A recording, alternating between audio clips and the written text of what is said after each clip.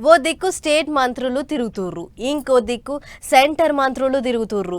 సై అంటే సై అంటుర్రు, మూడిటికి 3 సీట్లు మావంటే మావే అంటుర్రు. తెలంగాణలో ఎమ్మెల్సీ ఎలక్షన్ల ప్రచారం జోరుగా నడుస్తుంది. మా ఓళ్ళను గెలిపియాలంటే మా ఓళ్ళను గెలిపియాలని ఇంటింటికి పోయి తీరొక్క తీర్ల ప్రచారాలు చేస్తుర్రు. ఇక చూడుర్రు మీరే. పోటీ చిన్నదైనా పెద్దదైనా బరాబర్ కొట్లాడాలి అన్నట్టు చేస్తున్నారు లీడర్లు.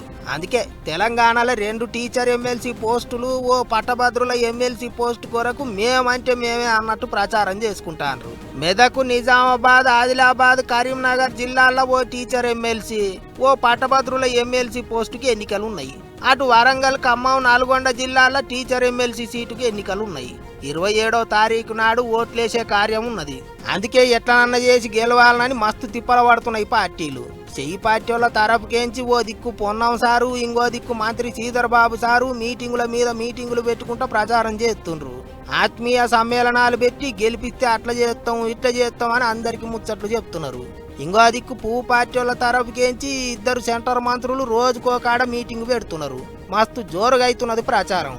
అయితే గమ్మతి ముచ్చట ఏంటిదంటే, ఓ దిక్కు కారు పార్టీ వాళ్ళు ఎమ్మెల్సీ ఎలక్షన్లలో పోటీ చేయొద్దని వెనకకు తగ్గితే, ఆ పార్టీ లీడరు కరీంనగర్ మాజీ మేయరు రవీందర్ సింగ్ మాత్రం బరిలో నిలబడ్డాడు.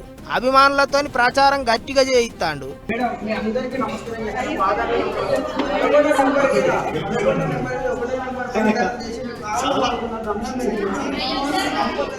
చూసిర్రా, ఆల్ ఇండియా ఫార్వర్డ్ బ్లాక్ పార్టీకేంచి పోటీ చేస్తున్న రవీందర్ సింగ్ ని గెలిపియ్యిర్రి, ఓట్లేయ్యిర్రి అని కాళ్ళు మొక్కి మరి దండం పెట్టి మరి అడుగుతాండ్రు. పెద్ద మనుషులకైతే ఇంటింటికి పోయి చెల్లబట్ట కప్పి కాళ్ళు మొక్కి ఓట్లేయ్యిర్రి అని అడుగుతాండ్రు.